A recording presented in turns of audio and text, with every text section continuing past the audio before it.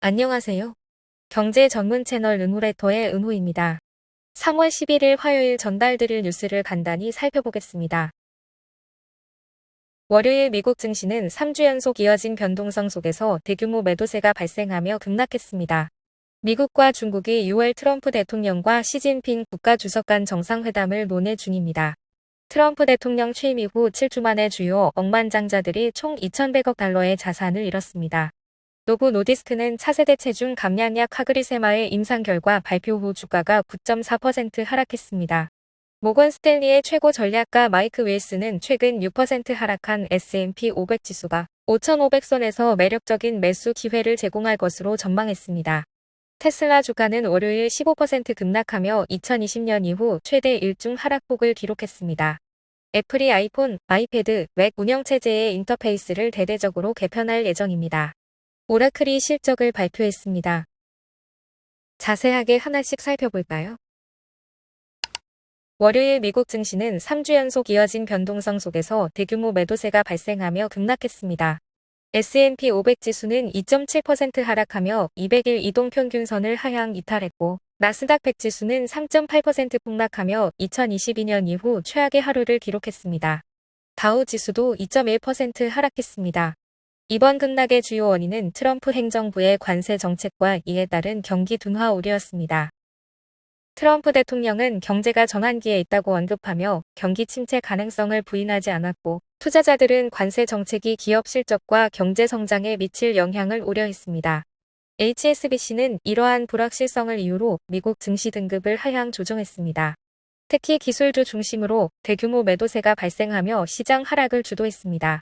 테슬라는 15% 폭락하며 2020년 이후 최악의 하루를 보냈고, 엔비디아는 5% 하락하며 반도체 업종 전반에 악영향을 미쳤습니다. 경기 둔화 신호도 시장을 짓눌렀습니다.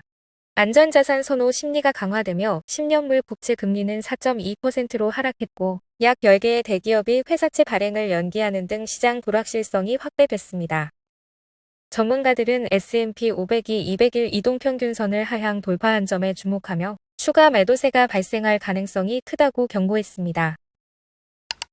미국과 중국이 6월 트럼프 대통령과 시진핑 국가주석 간 정상회담을 논의 중입니다. 이는 미 행정부가 대중국 관세 및 무역 제재를 강화하며 협상에서 우위를 점하려는 전략의 일환입니다. 양국 정상은 11월 미 대선 이후 회담 의사를 밝혀왔으며, 이번 논의는 무역 긴장 완화와 협상 재개를 위한 신호로 보입니다.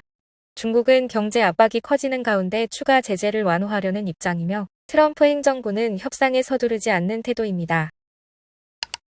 트럼프 대통령 취임 이후 7주 만에 주요 억만장자들이 총 2,100억 달러의 자산을 잃었습니다. 가장 큰 타격을 입은 인물은 일론 머스크로 테슬라 주가 급락으로 인해 1,450억 달러를 잃었습니다. 제프 베이조스는 아마존 주가 하락으로 310억 달러, 세르게이 브린은 알파벳의 부진으로 230억 달러를 각각 잃었습니다. 마크 저커버그는 80억 달러 감소했으며 베르나르 아르노도 50억 달러의 손실을 봤습니다. 트럼프 행정부의 무역 관세, 정부 구조조정, 기술 기업에 대한 규제 압박 등이 시장 변동성을 키우며 억만장자들의 자산 감소를 초래한 것으로 분석됩니다. 노보 노디스크의 주가는 차세대 체중 감량약 카그리세마의 임상 결과 발표 후 9.4% 하락했습니다. 이 약물은 2형 당뇨를 가진 비만 또는 과체중 성인 환자의 체중을 68주 동안 평균 15.7% 감소시켰으나, 이는 이전에 예상한 25%보다 낮은 수치입니다. 지난해 12월 발표된 별도 임상에서는 22.7%의 체중 감소 효과를 보였습니다. 카그리세마는 주 1회 주사제 형태로 기존 위고비의 주성분인 세마글루타이드와 카그릴린타이드를 조합한 약물입니다. 노보 노디스크는 2026년 1분기에 규제 승인 신청을 계획하고 있습니다. 모건 스탠리의 최고 전략가 마이크 윌슨은 최근 6% 하락한 S&P 500 지수가 5,500선에서 매력적인 매수 기회를 제공할 것으로 전망했습니다.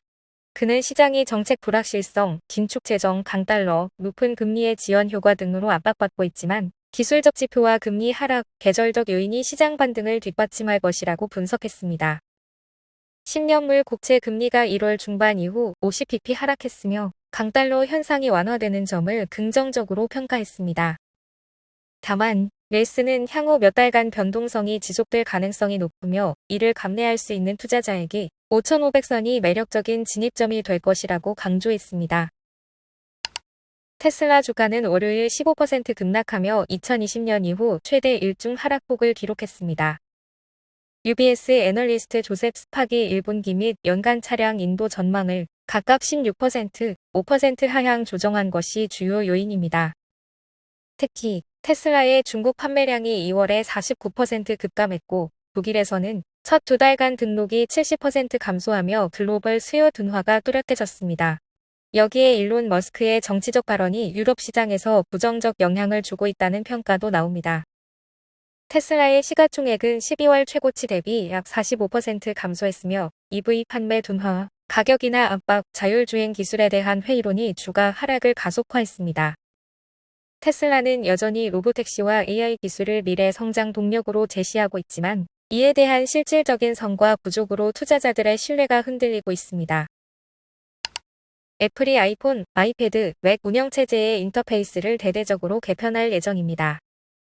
이는 iOS 19, iPadOS 19, macOS 16에 적용되며 아이폰에서는 2013년 iOS 7 이후 최대 변화가 될 전망입니다. 이번 업데이트는 아이폰 메뉴, 맵 창 디자인을 변경하고 기존 프로의 소프트웨어 요소를 기반으로 보다 직관적인 UI를 도입하는 것이 핵심입니다. 애플은 서로 다른 OS 간 일관성을 높이되 macOS와 iPadOS의 통합은 고려하지 않고 있습니다. 6월에 열릴 WWDC에서 공개될 예정이며 최근 지연된 시기, AI 업그레이드 이슈에서 관심을 돌리는 역할도 할 것으로 보입니다. 애플은 이번 변화가 제품 간 이동성을 향상시키고 아이폰과 맥 판매 촉진에도 기여할 것으로 기대하고 있습니다.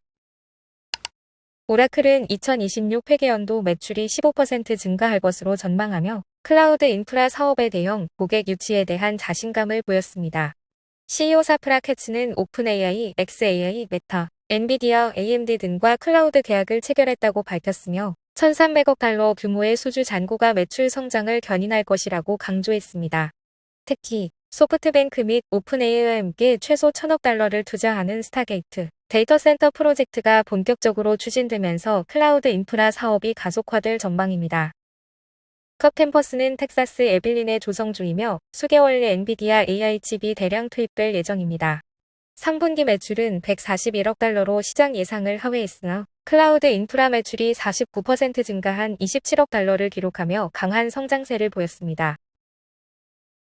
오늘 전달해드릴 뉴스는 여기까지입니다.